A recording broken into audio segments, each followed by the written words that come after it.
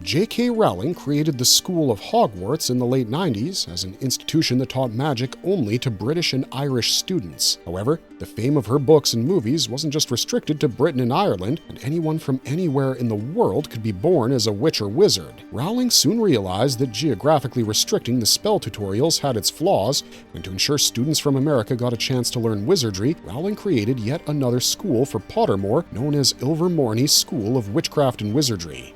The author first mentioned it on June 28, 2016, which broadened the scope for American kids to wave a wand. Though Ilvermorny isn't mentioned in the Harry Potter novels or movies, Rowling ensured it had a sprawling history and placed it on the same pedestal as Hogwarts. The school, however, has been mentioned in Fantastic Beasts and Where to Find Them and other expanded lore from the Harry Potter universe to solidify its status in the same world. Like Hogwarts, Ilvermorny also delivered some brilliant witches and wizards and also had 4 houses. Before the Goblet of Fire was released, Rowling was asked in an interview whether students from America could go to Hogwarts, to which the writer replied that they had a different school, and then years later, she actually came up with one. That's why today we'll be checking out the history and legacy that Ilvermorny School of Witchcraft and Wizardry has left behind, and we'd love for you to join us. Before we get into this explanation, though, we have a very small request. If you enjoy this content, please support us by subscribing to our channel. It's a small click for you, but for us, it means a lot. Thank you. Let's begin. The location. On the highest peak of Mount Greylock in the Berkshires of western Massachusetts stands a beautiful castle, accepting magical students from all across North America. The Ilvermorny School was established in the 17th century and was carefully kept hidden from non-magical eyes by a variety of powerful spells. Sometimes one of those enchantments would cast a thick misty cloud to keep the place hidden, which the Muggles thought to be just another scenic beauty to behold. The castle was home to students, staff, the Pukwudgies, a distant relative of the European goblins, and even a fair number of magical beasts. The castle was also the residence of the Stewart family. We'll tell you about them in a couple minutes. First, let's take a look at the architecture of this monumental building. Initially, it was just a simple granite stone house for the founding family. With time, the house kept expanding and ultimately became a palatial place with marble statues at the front doors. The Stewart Family. The Stewart family was actually a Muggle family with traces of wizarding blood. James Stewart was a non-magical person but happened to be married to an Irish witch, Isolde Sayre. Together, they founded the Ilvermorny School of Witchcraft and Wizardry, and it was their statues that adorned the front gates. The couple had 2 children, both daughters. The older daughter, Martha Stewart, was born a Muggle, but the younger, Rhiannoch, was a half-blood witch. Some sources say that Rhiannoch could even speak Parseltongue. She would also become the Defense Against the Dark Arts teacher at Ilvermorny. Apart from Martha and Rhiannoch, James and Isolde also had 2 adopted children, Chadwick and Webster Boot. While Chadwick became famous for writing Chadwick's Charms, a famous book, the latter was a known Auror. Early history of the school. Ilvermorny School of Witchcraft and Wizardry was founded some 637 years after Hogwarts in the early 1600s, but as we said, it wasn't all glorious from the beginning. Originally, it was just a rough shack with 2 teachers and 2 students. When Isolde and James adopted the brothers, they hoped to go to Ireland and attend Hogwarts. It was then that Isolde promised them that they would build their own school with the goal of homeschooling them. Thus began the journey of Ilvermorny, with the couple acting as teachers to their adopted sons and naming the 4 houses after each member of the family. It was basically their bubble of enchantment. Isolde created the Horned Serpent, James named Pukwudgie. Chadwick, Isolde created the Horned Serpent, James named Pukwudgie. Chadwick and Webster created Thunderbird and Wampus, respectively. Over time, more and more students began enrolling at Ilvermorny, and the couple provided wands not only to their sons, but to all the other students as well. At first, the school ran on an exchange system. Native American kids from the Narragansett and Wampanoag tribes shared their knowledge of magic in return for being taught wand work. Thus, the very foundation of Ilvermorny had Native American magic, and eventually it grew in size.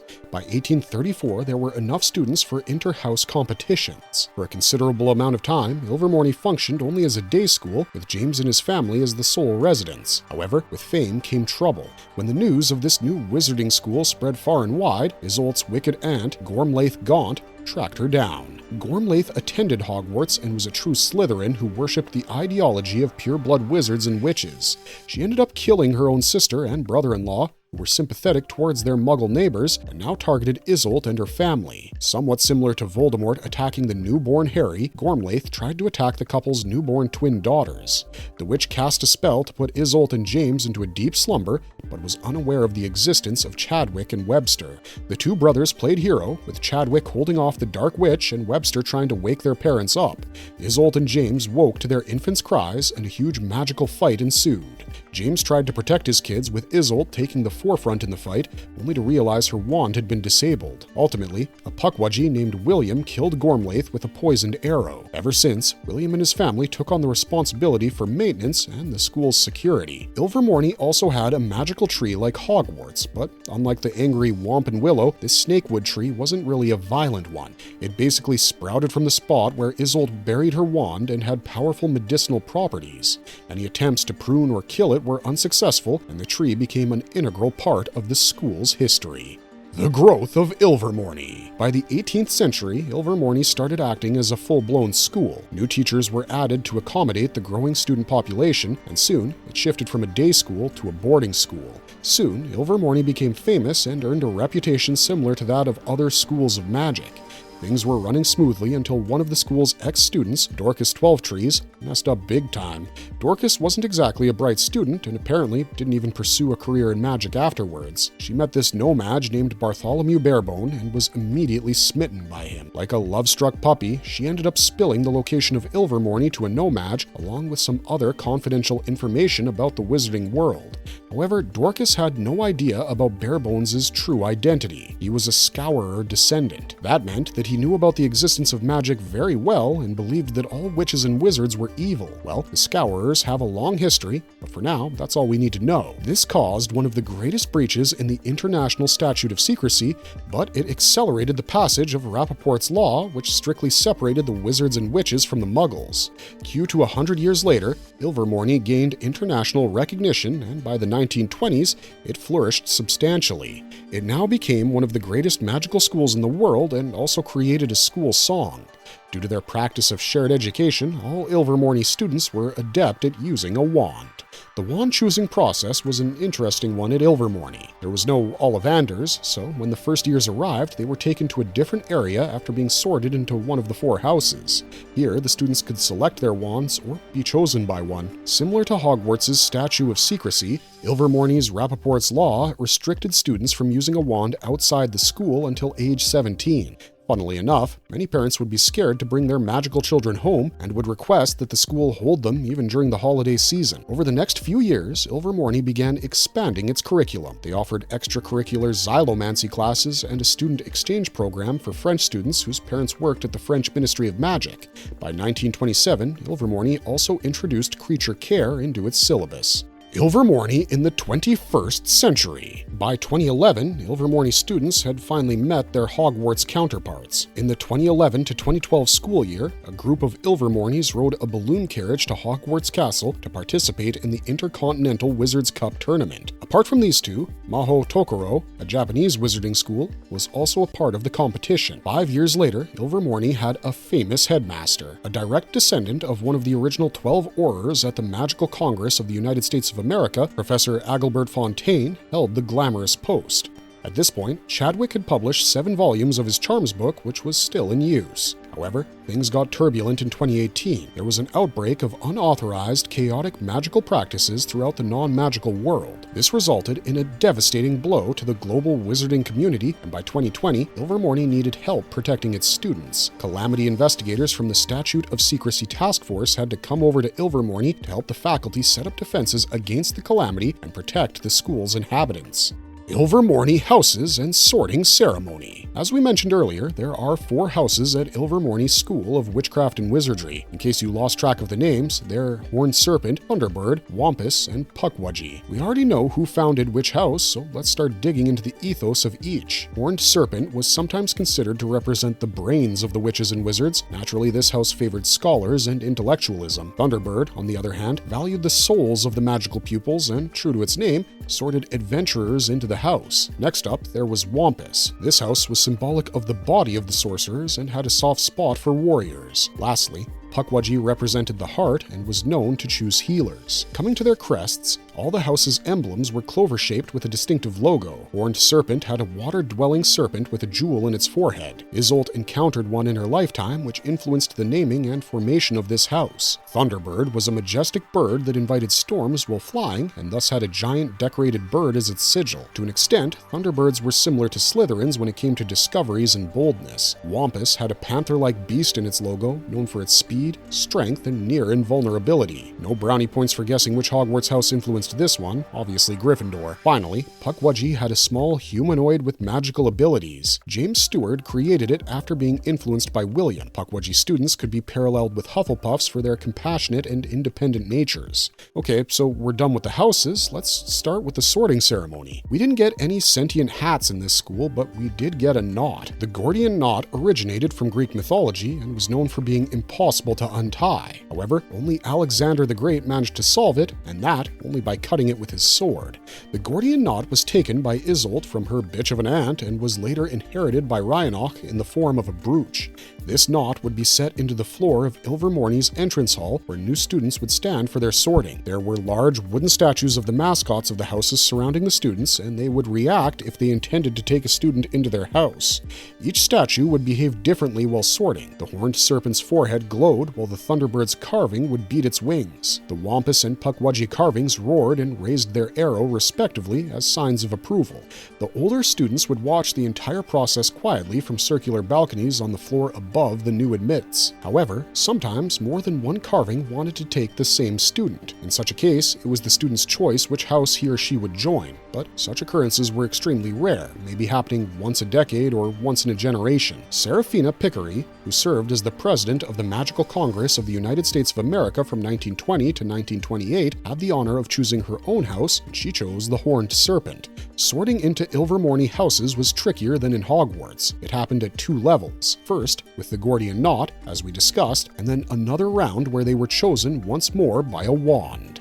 Uniform of Ilvermorny School of Witchcraft and Wizardry. The robes of Ilvermorny had a fantastic color combination, blue and cranberry. The colors were based on the founder's favorite shades. Isolde loved blue since she wanted to be in Ravenclaw since childhood, and cranberry was an homage to James's love for cranberry pie. All the robes were tied with a golden Gordian knot. Interestingly, Chadwick and Webster wore identical robes, blue robes with cranberry red hem. Underneath the robes were brown breeches, and they also wore black waistcoats.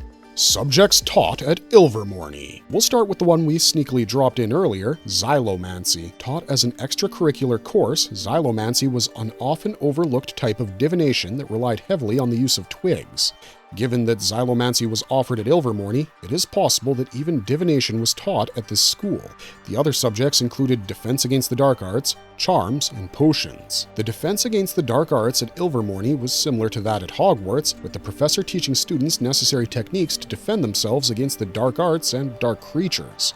This subject was taught at Ilvermorny from its very beginning in the 17th century, and as we mentioned, Rhinoch Stewart, the daughter of the founders, served as the professor at one point. Charms was another famous discipline at the school, and Chadwick's Charms book was used as the standard textbook by students. Charms classes revolved around teaching the kind of spells that could give an object new and unexpected properties. The Charms Chalice was probably the award a student could earn by excelling in the subject. However, other books like Eulalie Hicks's Advanced Charm Casting were used for fifth-year students when she taught the course in 1932. Learning potions was a big deal at Ilvermorny. Students were taught the art of creating the perfect mixture with magical properties, and honestly, it wasn't an easy task. Creating the right potion required properly mixing and stirring the ingredients at the right times and temperatures. The subject also needed a wand, and it was basically the wizarding equivalent of a Muggle chemistry lab experiment. Ilvermorny even had the Excellence in Potions Cup for students who made significant achievements in potion making.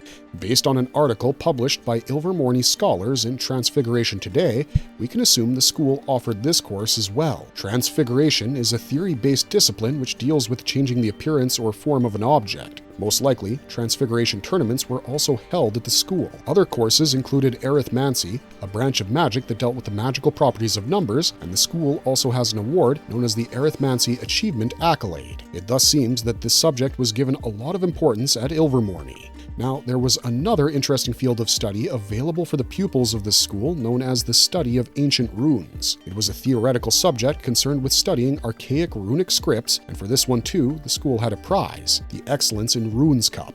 Like Hogwarts, both these subjects were probably a part of the elective courses at Ilvermorny as well. Lastly, we have the study of creature care, which might have been introduced in the syllabus after the attack on New York in 1926. It was thus the efforts of Magi zoologist Newton Scamander to help the American witches and wizards.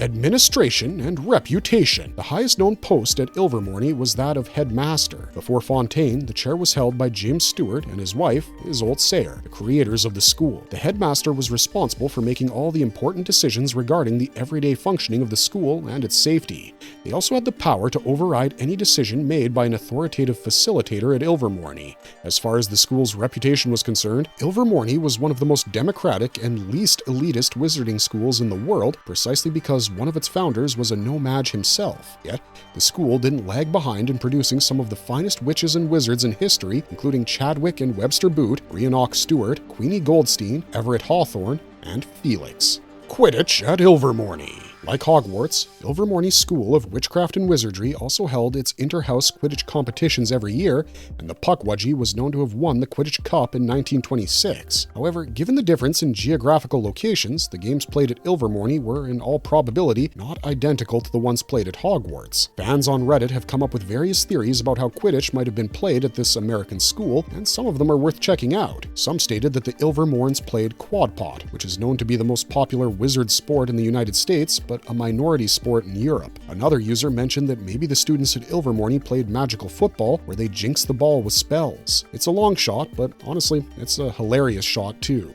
Marvelous verdict. Okay, friends, that's all for today. Ilvermorny is not as famous as Hogwarts, and neither are the students as legendary as the Golden Trio, but it would be unjust to cast aside this wizarding school, which has a rich history and has welcomed any and all magical pupils from across North America.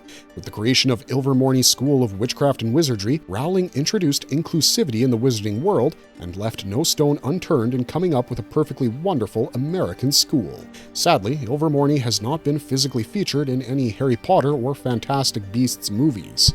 The school has been mentioned in passing, but we guess it's time that Ilvermorny gets the recognition it deserves. We don't know about you, but we're super excited to behold a majestic wizarding school hiding in the scenic mountains of Massachusetts. Also, we're pretty sure their uniforms would be a show stealer. Considering Harry Potter is getting a brand new image with the upcoming HBO Max show, we can hope to see Ilvermorny sometime soon in the expanded wizarding universe. Let us know your thoughts on the youngest known magical school in the comments down below. And if you enjoyed this content, don't forget to leave a like and subscribe to us if you haven't already.